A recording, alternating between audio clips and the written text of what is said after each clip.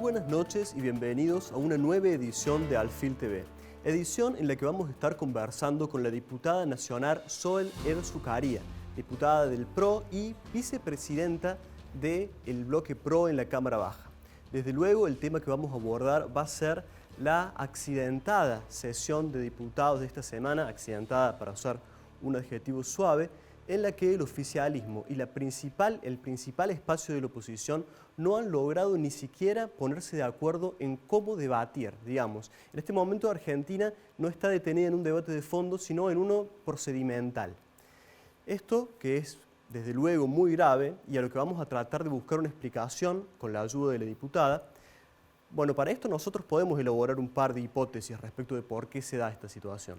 La primera es que realmente la Argentina está partida en dos, de que hay posiciones irreconciliables y que en la Cámara de Diputados se expresan esas posiciones irreconciliables que están en el pueblo. La segunda es que estas posiciones irreconciliables se mantienen tanto en el Frente de Todos como en Juntos por el Cambio porque terminan siendo redituables políticamente a alguna facción y principalmente a las facciones más radicalizadas de estos espacios. Vamos a estar conversando en este momento con la diputada para echar luz sobre estas cuestiones y ver cómo nos puede ayudar ella a explicarnos este escenario. Diputada, muy buenas noches. ¿Cómo se encuentra? Hola, buenas noches. Un gusto conversar con ustedes. Igualmente. Le cuento que hoy está cumpliendo 9 años Alfil, así que usted es una invitada de honor. Pero el honor es mío. Muchas gracias. Diputada, nos gustaría empezar con una descripción suya acerca de lo que ha sucedido esta semana en la Cámara de Diputados, una versión suya de los hechos, por decirlo así. Bueno, para que todos podamos comprender, nosotros los diputados nos regimos para nuestro trabajo por un reglamento de la Cámara. Este reglamento, en su artículo 14, establece que de forma presencial y mediante el uso de la palabra trabajamos los diputados. Como lamentablemente nos sorprendió, no solo a nosotros, sino a todo el mundo, la pandemia, hemos resuelto a principio de año, en el mes de marzo, a instancia del presidente de la Cámara de Diputados, establecer la virtualidad como forma de trabajo, pero como una excepción a la regla, al artículo 14 del reglamento que así lo establece. Por ende, esta excepción marcaba dos cuestiones que son centrales. Número uno, el tiempo por el cual duraba esta excepcionalidad que venció el 8 de agosto de este año. Y lo segundo, el consenso. ¿Por qué el consenso? Porque los debates de los temas que llevábamos a la sesión ya estaban siendo trabajados en las distintas comisiones que tiene la Cámara y luego del trabajo en comisión poder volcarlo en una sesión. Porque las herramientas digitales nos permiten establecer contacto, pero por ejemplo tenía una limitación en el uso del tiempo de la palabra. Los diputados no podíamos usar más de 2 minutos y medio y 3 para hablar. Entonces, todo lo que previamente se trabajó en las comisiones ayudaban a, de alguna manera, equilibrar el uso de la palabra frente a la virtualidad que tiene sus limitaciones. Estas tres cuestiones estaban suscritas por todos los bloques políticos. Llegado el 8 de agosto, el presidente de la Cámara no se contactó más con ninguno de los bloques parlamentarios para poder reencauzar este protocolo, prorrogarlo o establecer nuevas reglas, sino que simplemente decidió la semana pasada citarnos a sesión. Si el protocolo estaba vencido, por el cual la virtualidad era la excepción, nos correspondía hacernos presentes en la Cámara de Diputados de la Nación y es lo que hicimos. Por supuesto que el presidente de la Cámara lo sabía y de hecho nos envió un protocolo sanitario por el cual teníamos que tener en cuenta la hora de ir a Buenos Aires y de ingresar a la Cámara de Diputados. Así que no lo sorprendimos ni mucho menos. Así todo, habiendo avisado que viajábamos a la sesión, jamás estableció contacto con nuestros presidentes parlamentarios. Por ende, creo que ha sido una decisión política del presidente de la Cámara de Diputados de seguir adelante y en ningún momento estipular que la principal tema del orden del día, el número 1, era la prórroga de la excepcionalidad del protocolo que teníamos para actuar. Por ende, confirmo que había una decisión política de establecerlo de esta manera y tratar de sacar del consenso que se había suscrito entre todos los bloques parlamentarios la idea del temario organizado, porque entiendo que el Frente de Todos, el gobierno, necesita debatir temas que son muy duros y que hacen a una transformación de la Argentina. No es solo la reforma fiscal, sino también la reforma judicial, sino también una reforma en la ley de coparticipación que es federal, también una reforma al cálculo jubilatorio que va a afectar a todos nuestros jubilados. Por ende, son muchas cosas que de un paquete de leyes que el gobierno quiere enviar y que tiene miedo a poner una nueva fecha y un nuevo marco. Por ende, nuestro reclamo es reglas claras, cómo vamos a trabajar. Así que la sesión para nosotros es nula. Estamos presentándonos en la justicia para que la justicia así la declare.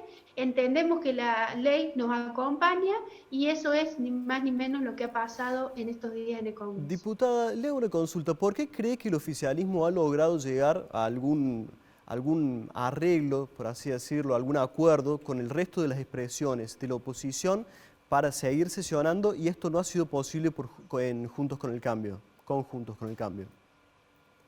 Bueno, hay bloques parlamentarios que están divididos en esta cuestión, no es que todos estén de acuerdo. También entiendo que son muy minoritarios, es decir, no hacen a un impacto en la representación. Imagínate que Juntos por el Cambio representamos el 45% de la Cámara de Diputados. El bloque del Frente de Todos representa aproximadamente el 50 y tanto, es decir, lo que queda son representaciones minoritarias, y entiendo que hay diputados que tienen mucho temor a viajar, y es entendible, pero no por eso podemos prestar consentimiento a que se nos imponga o se nos lleve puesto al Congreso de la Nación. Diputada, fíjate que una semana antes, perdón, y te pongo un ejemplo, una semana antes en el Senado de la Nación se discutió la reforma judicial. Se trabajó en comisiones, los senadores trabajaron mucho para esta reforma. Por supuesto que el Frente de Todos tiene mayoría absoluta. Y salió un proyecto absolutamente diferente al que habían trabajado y se aprobó, creándose 600 cargos más de lo que el proyecto que se venía tratando lo estipulaba. Diputada, yo enseguida le voy a preguntar por la reforma judicial porque me interesa conocer su postura también en eso. Pero antes me gustaría, alejándonos un poco de la situación puntual que se ha dado con todos estos ribetes que usted cuenta en la última sesión, ¿por qué cree, ya viéndolo de una perspectiva un poco más macro, que no se puede poner en Argentina el oficialismo con la principal, la mayoritaria rama de la oposición de acuerdo en siquiera cómo debatir? Le voy a pedir que me conteste esta respuesta después del corte, porque tenemos que ir a una brevísima pausa, pero en el segundo bloque me gustaría escuchar su opinión respecto de esto. Ya volvemos. Seguimos con el segundo bloque de Alfil TV, seguimos conversando con la diputada Zohar El Zucaria.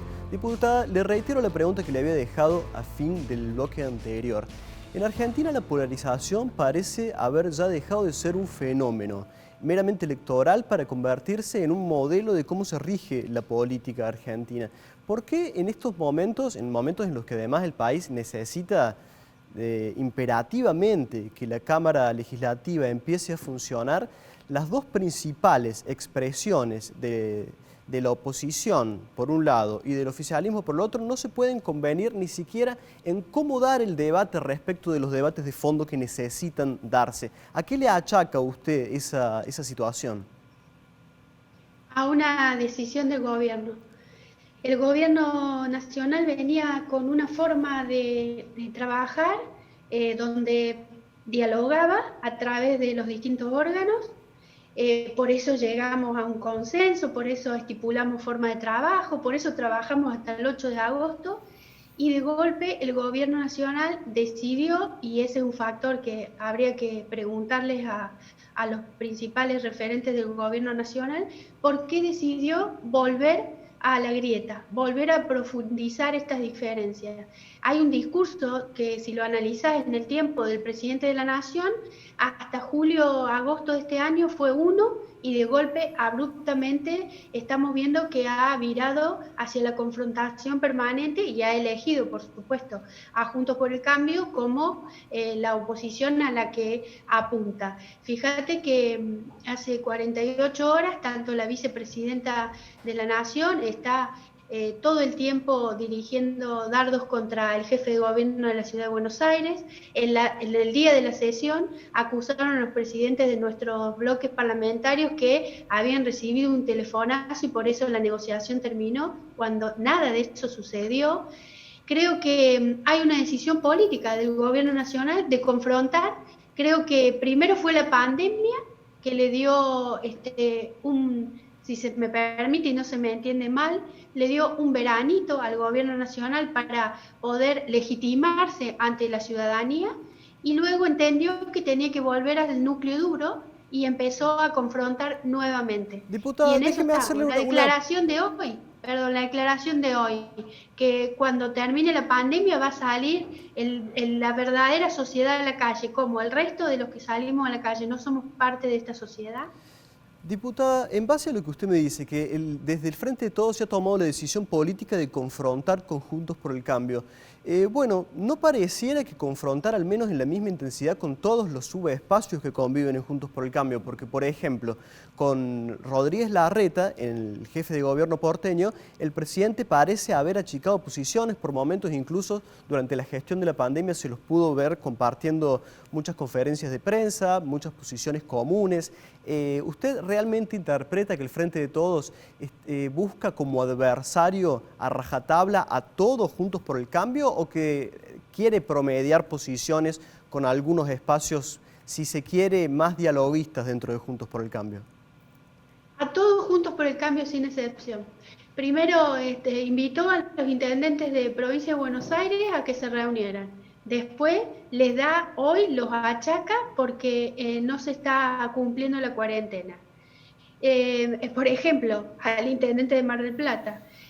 Hoy hace 48 horas que confrontan feo, de manera muy brusca, con el jefe de gobierno. Y además, fíjate, el protocolo para volver a las clases a aquellas escuelas donde eran zonas vulnerables y que no había acceso a internet, se comprometieron, hubo reuniones, se firmó un acuerdo y luego no reivindicaron el acuerdo. No hace falta confrontar todo el tiempo en los medios para tomar lectura de que hay una decisión política de coaccionar a todo aquel que no piensa igual. De hecho, el día de la fecha, el presidente, entre los tantos comentarios que hizo, dice, transitando en la ciudad de Buenos Aires no puedo creer la cantidad de gente que hay en la calle. Solamente en la ciudad de Buenos Aires, prácticamente en toda provincia de Buenos Aires hay gente en la calle. Creo en el conurbano se respetó muy poco la cuarentena. Con esto no estoy haciendo una posición política defendiendo a uno y contrariando a otro. Quiero decir, acá o el presidente gobierna para todos o realmente eligió en este momento gobernar para aquel electorado que piensa como él. Y como diputada, la vicepresidenta. ¿Usted está de acuerdo con que en Argentina, supongo que me va a decir que sí, pero prefiero que lo diga usted, existe una gran polarización? Yo pensé honestamente que esto podía ser zanjado, podía ser resuelto, pero evidentemente la grieta comenzó con este gobierno previo al 2015, le dio resultado, le sirvió para renovar el mandato y nuevamente la grieta es uno de los caminos que eligió para gobernar desde ahora el presidente de la Nación. Como el bloque anterior, le dejo una pregunta para cuando volvamos en el tercer y último bloque, diputada.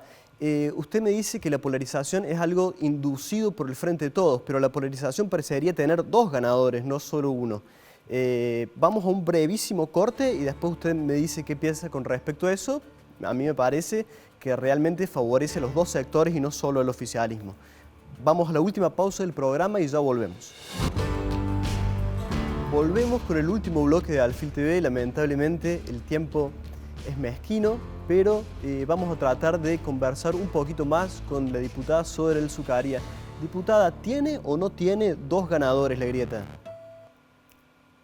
Yo creo que con la grieta no gana nadie, porque la sociedad, una vez que la grieta está instalada, la que pierde es la sociedad. Yo estoy de acuerdo, No, pero ¿no hay un rédito no, político para dos espacios?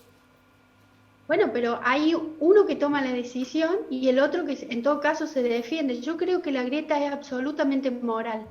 En nuestro país no es ideológica. No veo atrás, a ver, hay un uso de alguna ideología filosocialista para lograr instalar una forma de gobierno y una forma de ver las cosas, que luego en el núcleo que gobierna no se aplica, sino en el discurso, ¿no? Ahí es donde yo veo la diferencia. Hay una agenda discursiva que de hecho coopta todo, y en eso es súper inteligente el gobierno nacional. Este gobierno, y previo al 2015, absolutamente fue una herramienta el discurso ideológico socialista, pero luego en la sociedad se traslada de otra manera. Y yo creo que en eso, Juntos por el Cambio nunca utilizó las herramientas discursivas ni enfrentar a la sociedad, porque cuando Mauricio asumió la presidencia, muchos ciudadanos le endilgan no haber dicho la verdad de cómo recibió la presidencia, pero él privilegió el silencio para no profundizar esta grieta. Y en sus 4 años de gobierno privilegió el silencio, la mesura. De hecho, habiendo terminado su gestión y siendo un dirigente nacional como lo es, y después de haber perdido las elecciones, pero con lo justo, es decir, la sociedad argentina quedó dividida en dos, se ha guardado el respetuoso silencio. No porque se fue de vacaciones, no porque está escondido en su casa, sino porque entiende que un gobierno que ingresó necesita un tiempo para consolidarse, y también en el marco de la pandemia no es para nadie ganancia salir a confrontar. Pero este gobierno nacional ha decidido definitivamente profundizar la grieta y ganar con eso. Diputada, nos debemos a nuestro público cordobés, así que tenemos que llevarla un poco hacia temas locales. Pero no nos vamos a alejar tanto. Usted ha traído a Macri a colación en la conversación. Hace algunas semanas salió una hipótesis un tanto alocada que imaginaba al vicepresidente como candidato a senador por Córdoba. ¿Usted piensa que eso es ciencia ficción o es un escenario imaginable? No, absolutamente. Alguien tiró una bomba de ensayo. No ha sido del entorno del presidente de la Nación semejante, del expresidente de la Nación semejante idea. Sabe que no es posible, así que no nos sorprendió a todos y no sabemos de dónde salió ese ensayo que pretendieron instalar a Mauricio como candidato a senador por la provincia de Córdoba. Diputada, si le preguntara de qué salud goza en este momento la relación en Córdoba entre la UCR con el PRO, ¿qué me podría responder? Goza de buena salud. Pasa que en estos momentos ambos espacios políticos están transitando un proceso de renovación partidaria, y es lógico y es conducente y es saludable que cada espacio se resguarde para ordenar la casa, como digo yo, cada uno tiene que ordenar su casa, así como también la coalición cívica ARI, que acaba de terminar un proceso interno con la reelección del presidente Gregorio Hernández Maqueda, así que goza de buena salud. Entiendo que se va a profundizar el diálogo después del momento de la renovación de los órganos partidarios. ¿En qué perspectiva, en qué escenario analiza usted las próximas elecciones legislativas? ¿De Córdoba o nacionales? Nacionales. Bueno, es que por eso, a ver, de Córdoba yo espero que los cordobeses que nos acompañan siempre, nos vuelvan a acompañar. Estoy convencida que el año que viene, Juntos por el Cambio, Córdoba le va a dar a Juntos por el Cambio Nacional, a las bancadas, a nuestras bancadas, los 5 diputados y los 2 senadores que ponemos en riesgo, en juego, en la elección. Estoy absolutamente convencida, y creo que si el gobierno insiste en profundizar la manera en la que viene trabajando, la manera en que viene polarizando, la manera en que está menospreciando a las instituciones, y el riesgo que vemos muchos de los ciudadanos argentinos, no tengo duda que en muchas provincias, vamos a aportar un gran caudal de votos para renovar y acrecentar el número de bancas parlamentarias. ¿Va a estar usted en alguna de esas boletas? Imaginen algunas de esas boletas. Sabemos que tiene mandato hasta el 2023 en la Cámara de Diputados, pero ¿le gustaría un lugar en la lista de senadores? No, estoy bien en la Cámara de Diputados y entiendo que tengo que dar lo mejor en el compromiso de poder hacer una buena gestión. Para eso me acompañaron los cordobeses y estoy convencida que desde ahí, o desde el Senado, o desde una legislatura, o siendo dirigente política, debemos entregar lo mejor estos 3 años, porque estamos convencidos que el camino para la Argentina es otro, merecemos otro presente y estamos dispuestos a apostar para un futuro mejor. Diputada, creo que nos queda poco tiempo, pero me gustaría hacerle una pregunta más. ¿Qué piensa de cómo se ha manejado la pandemia en la provincia de Córdoba? Honestamente creo que el gobierno provincial ha tenido mucho temor, por eso no ha sido arriesgado en la toma de decisiones y creo que absolutamente ha sido conservador en muchas de las decisiones que pesaron sobre nuestra provincia. Creo que nos demoramos bastante en reabrir los comercios, en habilitar muchas de las actividades, porque invariablemente lo que estamos viviendo en el país iba a suceder. Digo, yo no soy sanitarista, pero si vos comparas cómo ha ido la curva y el proceso del virus en otras partes del mundo, que llegó mucho antes que Argentina, está sucediendo absolutamente lo mismo. Es probable que, como dicen muchos sanitaristas, hasta que no tengamos la vacuna no podamos volver a la normalidad. Y creo que en eso el gobierno de Córdoba ha sido demasiado conservador y puede afectar mucho a la economía de la provincia, de los municipios, pero también a las economías domésticas. Hay muchos profesionales, hay muchos cuentapropistas que la están pasando muy mal, que no todos viven de un sueldo ni del Estado, ni que con el ATP en una empresa privada pueden completarlo. Hay muchos cordobeses como necesitados de un norte, necesitados de saber hacia dónde vamos, y creo que no tenemos claro. Me parece que el gobierno provincial le dio demasiada injerencia al COE y ese no era el camino. El electo para gobernar fue el gobernador, no el COE. Diputada, le agradecemos muchísimo su participación en el programa, como siempre, y nosotros nos vamos a tener que despedir porque se nos está terminando el tiempo, pero nos vamos a encontrar, como cada sábado, el próximo fin de semana en la pantalla de Canal 10. Buenas noches. Un gusto, buenas noches. Un gusto.